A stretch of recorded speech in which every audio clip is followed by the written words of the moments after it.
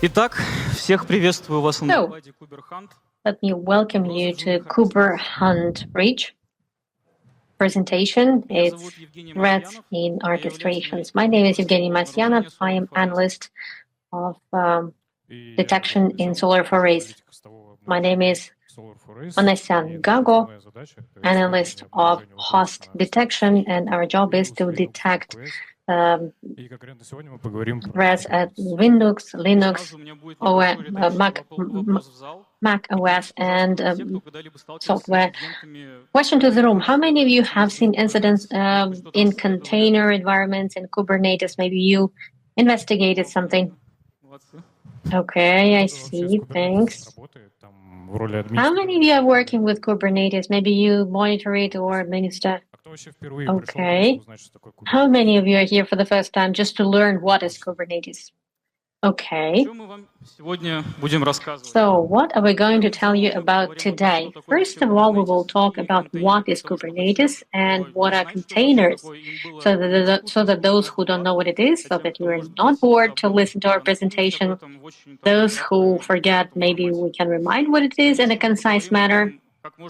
Then we will talk about detection of different attacks in container environment, and we will also look into instruments for this.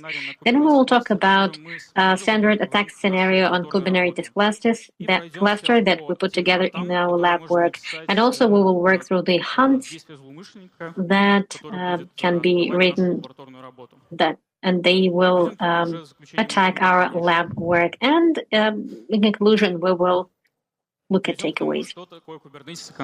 What is Kubernetes in containers? Containers are actually processes that have isolation mechanisms, such as in space and cgroup. Any container is launched based on an image. Inside this image, there are all the interdependencies for a successful launch inside the app.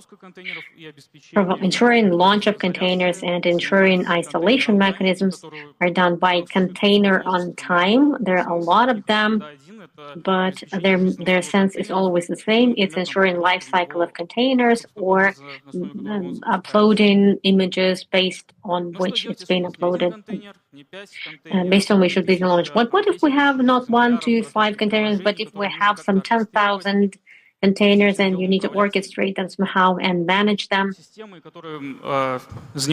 manage the system that manages the container environment is Kubernetes. Briefly, here is a layout of how Kubernetes works.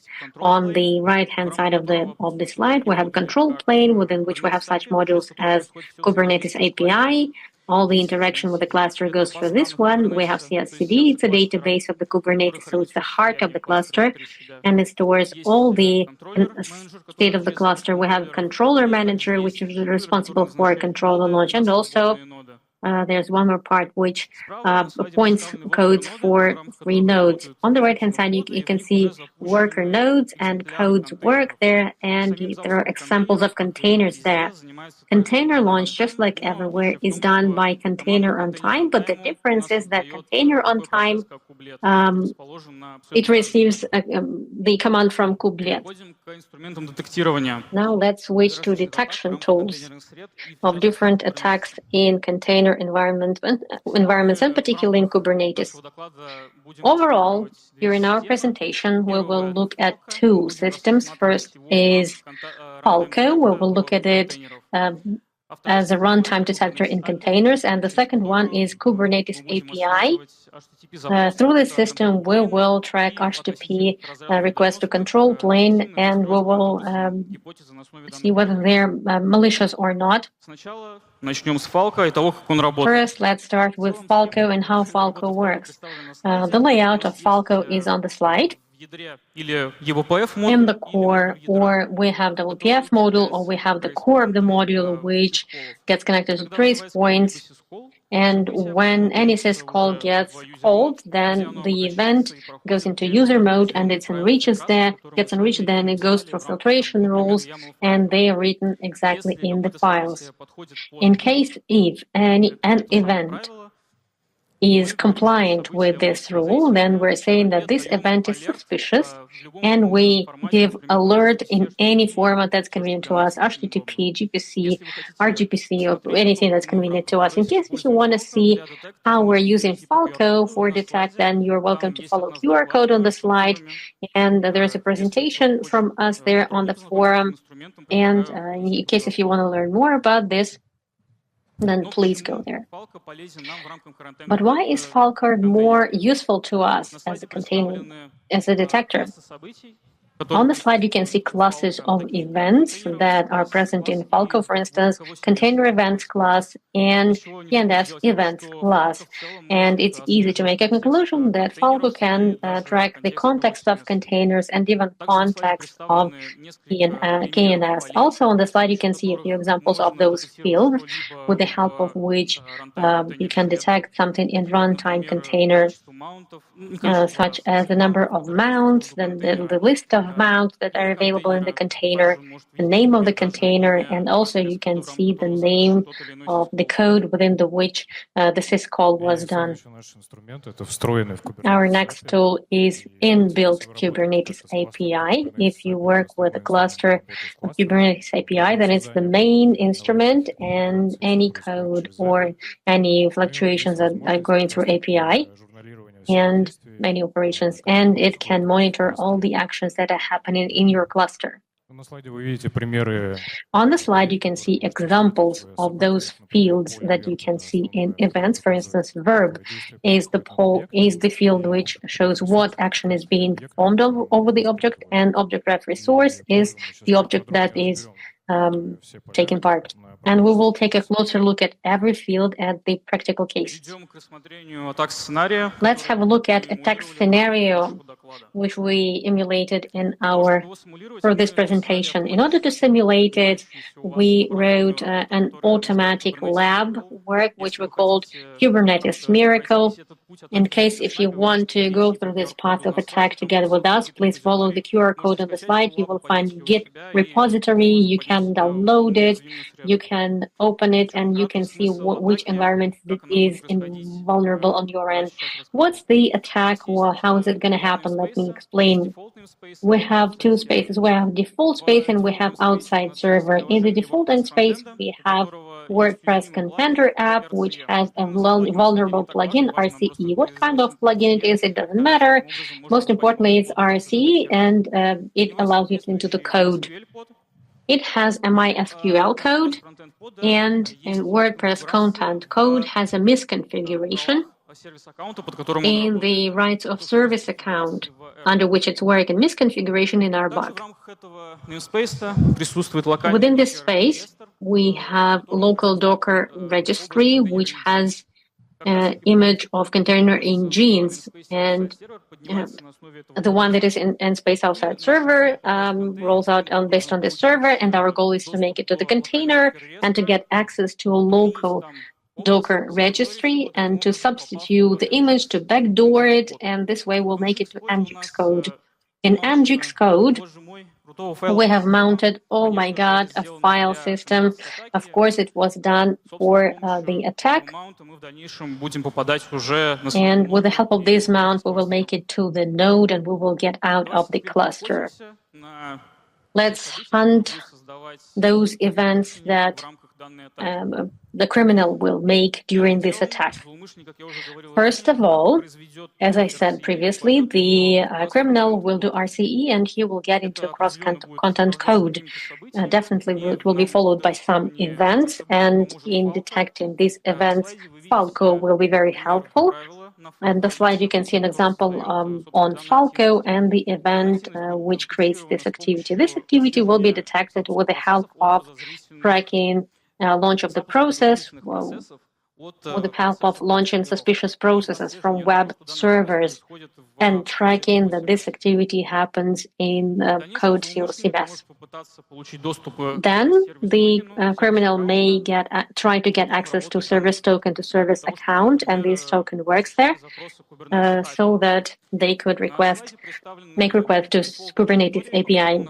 On the slide, you can see default directories where you can find these service tokens. And also on the slide, you can see examples of what a criminal can do when he gets access to this. Maybe he can list all the codes that are available around him. And like in this case, he will find a code to MySQL server. This activity is detected, as you could see, by tracking syscalls that are responsible for access to files and tracking the corresponding directories of service token inside the code. Later, the criminal may bring some new binary inside the code, which initially was not inside the container. It was not there. For instance, he may proxy just calls to externally. I will tell more about this later in the presentation. And here I'm suggesting that we should think how we can track new files or new processes that were started in the code. In order to track them, we need to remember some theory and to remember what is overlay FAS. Overlay FS. A file container it consists of layers. The lower layer is available to read only, and the upper one for recording. So we merge the bottom layer with the middle layer, and we get our layer, which is on top on the slide. It's the merged one. So we need to track all the signals from the overlay files. And what can help us here is detect on Falco, because Falco has prod IC upper layer, and in case if it is true, then it means that the file is on the top level of overlay FS. On the slide, you can see examples of attack. Connect from new binaries within the code to external IP addresses. Criminal, in order to make his life easier and in order to interact with Kubernetes, there's wind here. In order for the criminal to feel more convenient interacting with Kubernetes API, he may use standard CTL. And in order to bypass this CTL process, he can rename it just the way it's written on the slide, for instance, wood binary. And again, he will not avoid our detect, because we will detect process with typical command lines. As you can see on the slide, they're presented as regulars. It's not a comprehensive list, of course. You can add here the ones that are convenient to you, but we presented the most popular ones, such as getting access to different resources or executing something in other codes. And also, we double-check that activity happens in the code with the specific field. Here we have the first detect on Kubernetes API logs. And let's dwell upon the fields of this log in more detail, so that analysts, maybe engineers, investigators could find it easier to investigate different incidents in case if it happens, and they would have these logs that they don't know what to do with them. Let's have a look at them. We have request URI. And as you can see, this is the field which is written as a full HTTP request to Kubernetes API. Also, there's a field verb. As my colleague has mentioned previously, it is a verb. And it means what exactly the client is trying to do to Kubernetes API resource. Also, username fields where the service account is reflected, within which the interaction is happening. There's pod name. There you can see response, like where the communication comes from, and also you have fields resource. The resource is actually the source that the request comes from, and that space, namespace. I hope you still remember what we're talking about, what the detect is about, and the detect is about the client of ETL, and I would suggest that you can guess what it can be detected on. Most likely, you all understand that we have user agent field, and in that field we can detect typical pattern for kubectl client. As I said, the criminal may try to proxy his request externally. When I mean externally, I mean outside of the cluster, as it is presented on the slide. We have the client, which refers to through the protocol through SOX5 through utilities, and they're forwarded into Protex code to Java gets run in there, then it goes into Kubernetes API, and we can interact with it outside the cluster. This activity may be detected with the help of runtime detect on Falco, and it can be can track typical process names or command lines in order for Chisel utility. Nothing new here. But if the criminal doesn't want to announce his entry and doesn't want to use a standard client kubectl, he can use standard clients to interact with HTTP such as curl, get, or netcat. This activity can be detected with the help of detecting the typical user agent in Kubernetes API logs. In this case, we try to refer to secret source with the help of curl utility. But maybe it's not enough for the criminal just to get access to resources. Maybe the criminal wants to run commands. This is the scariest thing. And in this case, on this diagram, you can see a simplified, streamlined schema how it can be done with the help of curl. We request access to resource with the code, and we can execute commands through kubectl in Kubernetes API from WordPress frontend code to MySQL. And here, with the help of curl, we made an HTTP request, and we executed this command. We run it. Also, activity can be detected with the help of Kubernetes API, and as you can guess, we will track the resource and the sub-resource when you go to resource pod and sub-resource inject. It means that somebody was trying to run a command inside the code. Also, there are more useful fields here, such as the pod name, username, pod name, and username who did the request, and an object ref name. There is a field, and it means what the request was aimed at. From which code to which code, we can see what was the request. To run a command. In the worst case, the criminal realizes interactive shell, just like on the slide, through a proxy. We're outside of the cluster. We approximate our request to WordPress Pro frontend, and from there we send it to SQL, and we send them to interactive shell. This activity can be detected with Kubernetes API. If there is no TTI flag, it's not emphasized there, but let's assume it's there. In request query, there is TTI that is true. It will be true only in case that there is interactive image. Also, you can see the command that will be executed, and it's bin bash. And also, when you're in MySQL code, then the criminal will be willing to take a look around, what's surrounding him, maybe some useful data such as credentials.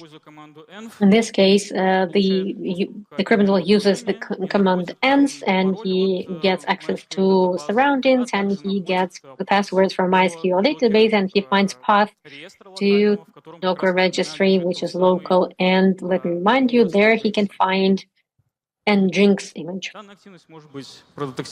This activity can be detected with the help of runtime prival on Falco, and you can detect a process launch that can potentially be used for intelligence in the code.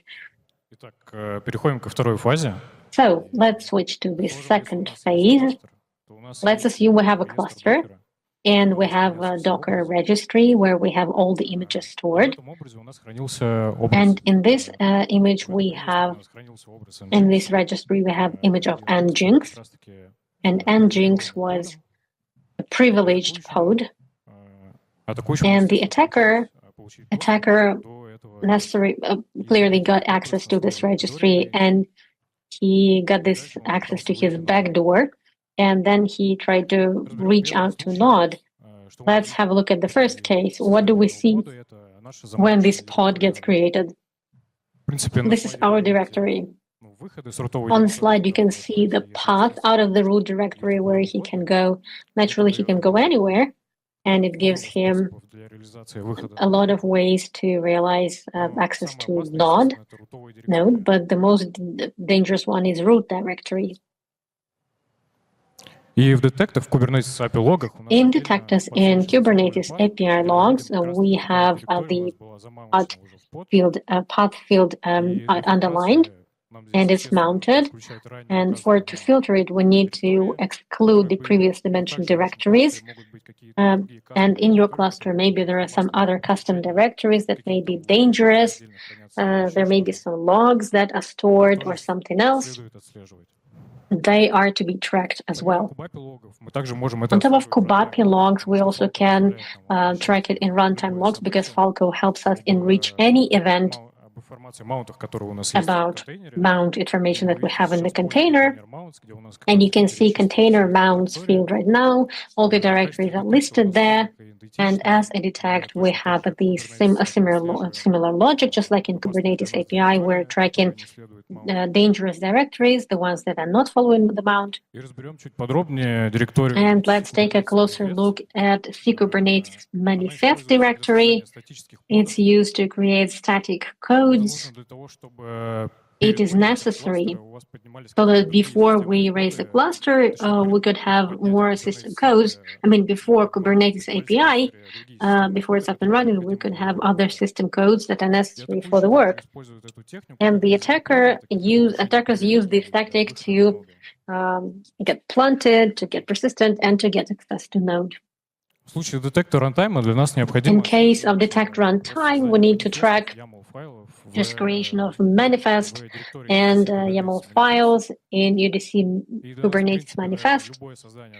And I guess any files creation will be a trigger for us in order to see who actually created it. In case if it's created in real-time mode, if your cluster is up and running, then the same event can be detected with Kubernetes API. Here we want to see that events are mentioned by the manager who retrieves this code, and Kubernetes is responsible for all static codes. And let's talk in more detail about privileges that may be there. On the slide, you can see two brief manifestos. The first manifesto is related to hot speed. It means that in case if your code or container is assigned to it, then in case if there's access to this and there's a host, in case if you launch PS on your container, then you will not see any processes, then you will see only container. In case if you launch it together with it, then you will also see processes that were launched on your master node or somewhere else. And the second example is just a privileged container. It's also one of the most dangerous ones. It gives full root access for your container to the host machine, to the host computer, and it must be tracked. In API logs, it's mentioned, and host feed, for instance, says true. Here, the value is true, and the same is with privilege field. It's also mentioned separately when we have privileged containers. On top of API logs, just like mounts, the information is enriched with Falco. Falco lets us know which containers were privileged, so it's any event reading the file or creating a process, anything else. So what does the attacker need in case if he is in the node? Most importantly, that he wants to get, I guess, is config. On the slide, you can see standard fields where they can be placed. For instance, you can see Kubernetes kubelet conf is the standard one for kubelet to work. And in home directory .cube, we have config as well, and is used for the administrator who created it for himself or maybe elsewhere. On top of that, they may indicate a path to variable surroundings, or they can be used as a flag when using kubectl. In runtime log or in runtime, we should track access to our directory .cube, and we track requests to this file to read them. So let's assume that the attacker has gotten access to it. and has the role of a cluster admin. And now he will do post-exploit. The first thing that he will most likely want to do is get persistent in your cluster as soon as possible. He will create an account, and there's an event for this. It's service account creation. But on top of creating a service account, he also most likely needs to assign a role to himself to have some access rights in the cluster. In order to do that, there is a separate event as well, cluster load beating, where he assigns a role of cluster admin for his service account. Now, by the QR code, you can see the default cluster roles that can be used in Kubernetes. Based on that, we have a rule where we detect creation of accounts. During 10 to 30 seconds, the ones that get cluster admin role within 20 or 30 seconds, they get detected. Okay, let's pay a separate attention to utility of post-exploitation of the cluster. It's called kubectcd. Why is it needed? What's the point of it? It's needed in order to directly cooperate with the cluster, to connect it, bypassing Kubernetes API layer completely. As you can see on the slide on the left, it's standard cooperation through Kubernetes API when creating pods. But on the right-hand slide, you can see how the interaction goes through kubectcd utility. So we bypass and we go directly to the database. This way, Kubernetes API will know nothing about this until the next health check that it has a new resource in its disposal. On the slide, you can see what you can do actually. Let me clarify what's here. On top, with the help of kubectcd, we create the code in a non-existent namespace, which we name invisible. The pod is called engines hidden, and as you can see, we are right in here directly in path inject the path, which is the pod. If we run this resource with the help of kubectl, then we'll be able to see it only in case if we add flag -a. However, in case if we do flag -a, it's written that pod is in namespace default. However, ptl get post will not be able to show it. However, it shows all pods by default that are in the space. As a result, there's a problem. When we make an attempt to delete this pod, in case if we put it into the database, then we will not be able to delete it with the help of Kubernetes API without knowing the namespace under which we have it. So in order to delete it, we need to know that what kind of flag the criminal put there. We need to know that it's called invisible. If we don't know the name, which is invisible in this case, we cannot delete it. Detection of this activity can be based upon tracking any access rights to certificates and to database etcd, not from etcd processes and not from kubectl servers. These are the processes that get access to them by default. In case that there's a process in the system and it tries to get access to this, then maybe your cluster has been compromised or you're using third-party utilities. The next detection for this activity may be a rule about tracking connections by LCD connector, not from kube API server. I guess the logic is clear based on the previous slide. I guess I should say there's one more technique of getting out of technique, which is a var log mount.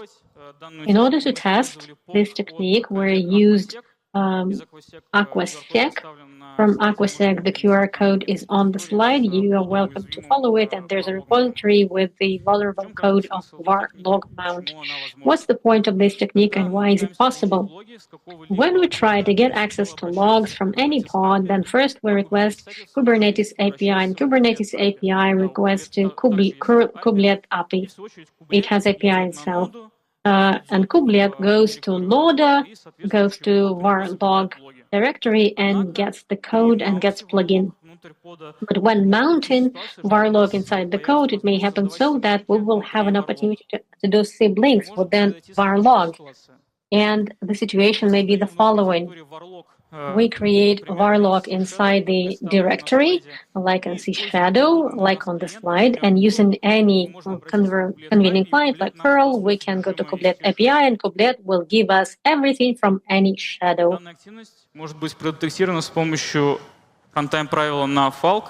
This activity might be detected through runtime hunt and the path logs where the varlog directory is mounted. In order to prevent this technique of leaving containers, you can use this Kubernetes API log as suggested in the slide. Suppose everything is fine, you have configured Kubernetes audit, but you have not configured a transfer of your events to your CM or elsewhere. Then the attacker can simply delete all the events created. You now see an example of such a log. This is where they delete Kube API events on the server, which hinders the further investigation of an incident if it has occurred. Apart from this standard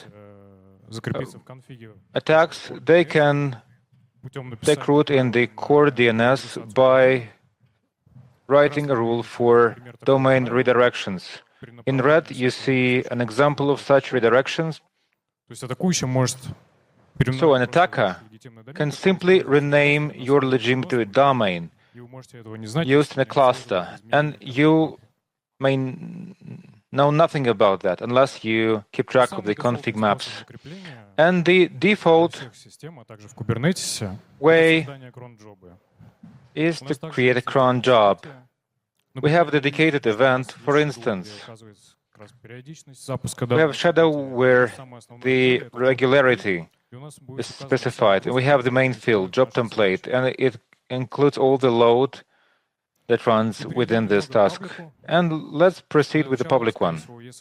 To get started, if you create your own cluster, you must be interested to create some templates for your deployments, for your pods, etc.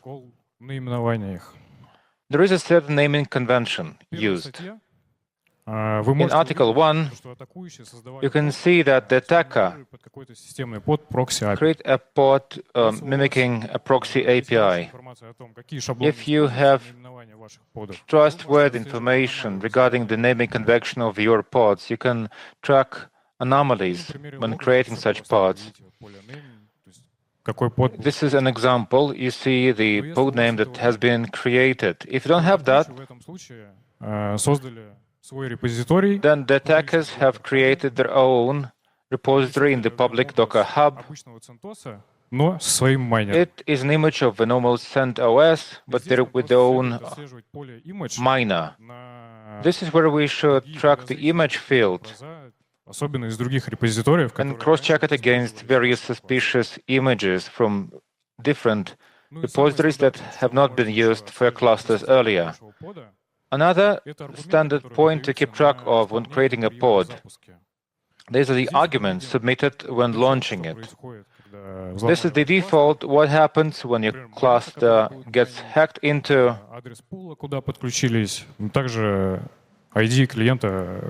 This is the client ID and the wallet ID. Here are a few references that we added to our presentation. Once published, feel free to check this link and please refer to these links and you will be able to detect such attacks. Conclusions and final thoughts. What are the key takeaway messages? Attacks against our emulated Kubernetes cluster. Please make sure you prepare an audit in advance for your Kubernetes cluster. That will be a guarantee of your success when you're being attacked. Or in the best case scenario, you will be able to prevent an attack by monitoring logs. Please configure privileges correctly for service accounts and operate the least privilege principle. The air gap must be configured correctly. Hopefully, you will take this home, this idea. Kubernetes API, Kube API is not a silver bullet. You also need runtime detect, and your cluster will be protected and will be fully audited, only provided that you're using both tools at the same time. Stay with us, stay tuned for updates. Please follow this link. Переходите по ссылке на Git. Please follow the Git link. Feel free to download the code lab. You can run it on your system. And please feel free to subscribe to the Solar4A's Telegram channel. Stay tuned for updates for more news on detections and attacks. Thank you very much. Spoiler alert on the registry.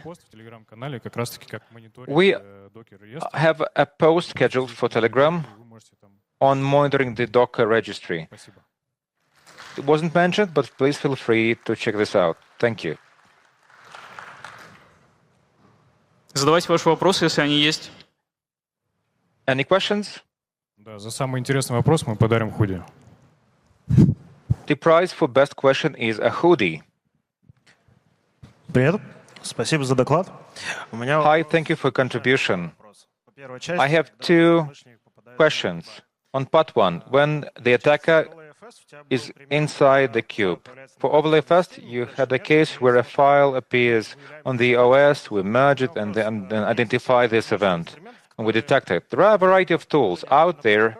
For instance, our app is PHP-based. We can have a proxy which is PHP-based by modifying the existing file. Will such an event be detected? It would be best to avoid cases like that, where you need to add something to a container after creating it. Normally, images are designed to work out of the box, provided with all the components it requires. You should avoid situations where you add a new binary to the container once created. No, I consider a case where a web app is down. Please speak into the mic closely. A case where an attacker broke down our web app, and instead of implanting a binary, they modified the Linux PHP. Now they run commands on the OS via index.php, but not via their own file. So you modify a certain file. Let me add a few comments. It's going to be on the upper layer of the OS once injected. So your tunnel is based on the PHP via the server itself. It's unlikely that you will detect it on the runtime. For instance, in Kube API events, if you carry on with certain activities like queries to the Kube API server, you will be seeing what is going on the pod you have hacked into. For instance, runtime is not sufficient, or Kube API is not sufficient. If you use both, you will be able to detect anomalies occurring there. Thank you. If I may, I have a second question. The examples we came up with Chisel, normally they are hard-coded based on the binary name or certain command line arguments. Are there any workarounds?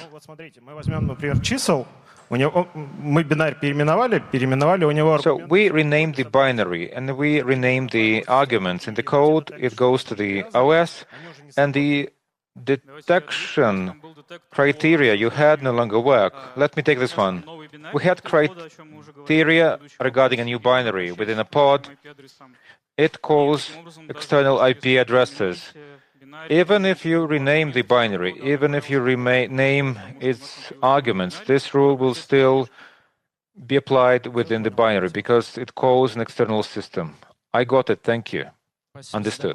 Thank you for your presentation. I would like to follow up on the previous questions. The rules of calling specific files say For instance, if we create a link, if we do not call a file directly, if we create a link and call this file via a link, will this rule not work either? Yes, it would be best to use a dedicated rule that will detect links to critical files. We wanted to highlight the type of files the attacker will be looking after. This is for you to further elaborate on this idea and its potential use. Спасибо. Thank you. Про обращение к внешнему IP. On calling an external IP address, if we upload binaries, not via TCP, but if we do that via DNS, it won't be tracked, right? Either. Could you please repeat your question? I didn't get it. If we do not upload binaries via TCP, but rather via DNS, but it's not about network detection. If there appears a new binary in a pod, this new binary, as Evgeny just said, when containers are created, there is the overlay FS system. When a new binary appears, it appears on the upper layer of this overlay FS and is flagged by Falco on a separate layer. It says that a binary has been created in this layer, so you are able to track any new binary created and run. And the final question. I missed the point where we created an admin cluster. Which rules did we apply? It's a default cluster role, cluster admin. No, I mean something else. We had a user account and we applied a cluster admin role on top of it. Is that correct? Yes. And which rights did we have when doing so? Kubernetes will not allow you to do so unless it at least cluster admin. If you already have a cluster admin, why we would want to create another cluster admin? We brought this example because once we reach the pod, we have this example. The attacker may create a user account to get back to it when needed. Okay, I got it. Thank you. Спасибо за доклад. Thank you for your presentation. You had a case of running kubectl in a container when it has been renamed in terms of arguments. Are there any other ways of detecting the runs of renamed utilities unless you have a hash? Answer. As already suggested, the only ways would be the following ones. Apart from the process name, if you renamed its command line, if it's not hash-based, it's only behavior analysis. For instance, some binaries, they have a specific sequences of sysks. If it is Falco, it is a specific sequence with specific arguments. Thank you. If we are to consider kubectl and proceed to a kube API event, Нас не интересует то, как у нас называется бинарь, мы просто видим то, что у нас в API... Doesn't matter what the binary name is. We see that there is some activity going on via API, but normally these are execution patterns which are not associated with a specific name, as suggested earlier. Good afternoon, thank you for your presentation. I first have a clarification question. Do I get this right that what you presented on only tracks queries to Kube API, or did I miss something? Is there a way to track something that operates via CTL? We only considered working with clusters via Kubernetes API. The cluster is the key. Kube API is key. And any user can interact with that. You just create users, pods, not users, but pods. One of the workarounds, one of the ways to bypass that, as suggested by Evgeny, is to kubeicd. Just CD. I get it, but once we have reached the node, if we refer to known vulnerabilities in nodes, can it happen so that the serial TTL will be available from a normal user? When you have these rights, you can delete pods, create pods. Can this activity be detected? Answer: most likely yes. We haven't considered this hypothesis further yet because we wanted to showcase the most frequent attacks you may experience via kube. Но через CRI и CTL можно будет удалить тот But скрытый via код CRI CTL, one will be able to delete a hidden pod in the non-existent namespace. This is a way to get rid of that, right? Correct. Thank you. Здравствуйте, коллеги. Спасибо большое. Hello. Thank you very much. I'm right here. Thank you very much for your presentation. My question is the following. Не ради мониторинга в целом-то ведь. But monitoring is not meant for monitoring purposes only. What tools, approaches, methodology can be used or exist Мы куда-то подавали, у нас было so that we can возможно какое-то реагирование. establish some alerting or response from Falco, probably automated response? This is rather about SOC. Мониторинг не ради мониторинга. I understand, but monitoring is not configured for the sake of monitoring only. It takes some central hub В нашем кластере. to monitor what is going on in our cluster. Thank you. Answer: yes, most likely. Вместе оркестрировать, вам To просто orchestrate all that, логов и не хватит. Поэтому, например, я говорил о том, Falco and Kubernetes logs would not be sufficient. It takes a certain area, like a SIEM, where you upload the logs to. And logs will be written to the physical machine. The logs will be written on the machine level, and then they will have to be forwarded. That's clear, but I would like to get your suggestions. There are a number of events in a Kubernetes cluster, and trying to identify visually what actually happened in terms of malware activities is virtually impossible. You cannot do it. We would suggest a standard SIEM, transferring all the correlation logics and then write something on the SIEM basis. Or did I misunderstand your question? какой-то другой подход. Probably takes a different approach. LM-ка может какая? It may be a certain LLM Не знаю, есть идеи? of any kind. Evgeny, do you have any ideas?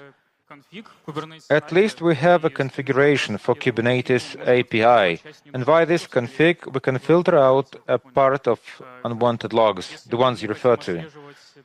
If we don't want to track queries via GET to pods, which is not quite critical, we can filter this out at the config level. Да, имеется в виду, что Previously FPS. у нас If we consider commercial SIEM, FPS is critical. Is it worth doing at all with the higher workload?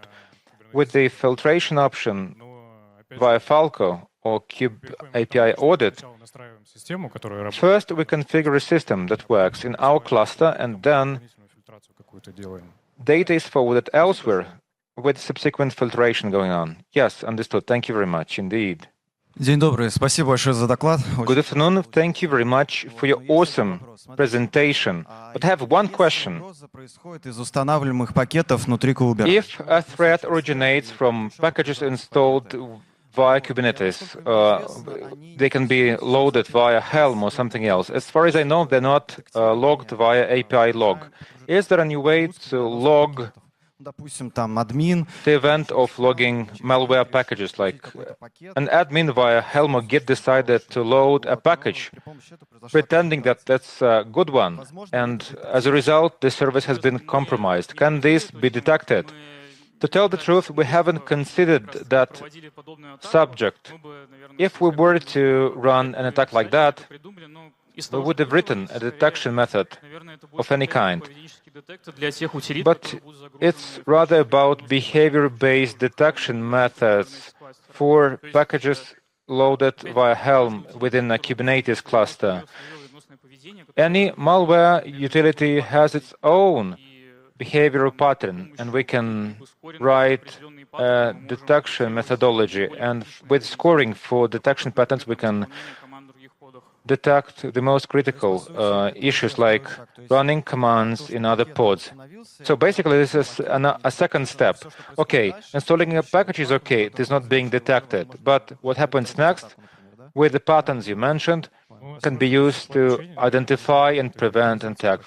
Probably for supply chain, you need some stock taking of packages being installed by your admins. Yes, that's obvious.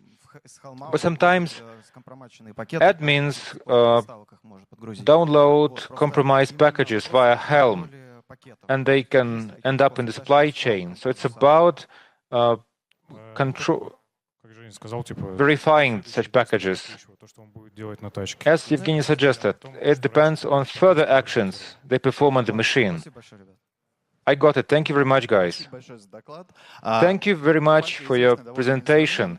Falco is a pretty popular tool. It has two installation modes, kernel mode and eBPF. What is better for a novice who is just starting out and sees it for the first time? Normally, you will follow the Falco manual when installing it. It will be a two-step installation process, pretty simple.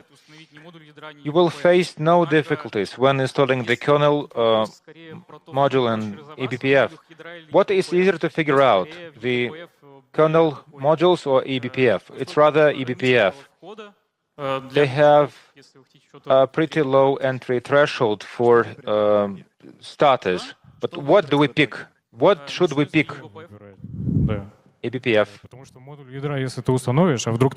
Because if you install the kernel module, if there is a bug, the kernel will just crash, and that's it. And if you go for eBPF, it will be much safer for your system. Therefore, I would recommend this one. Спасибо, коллеги.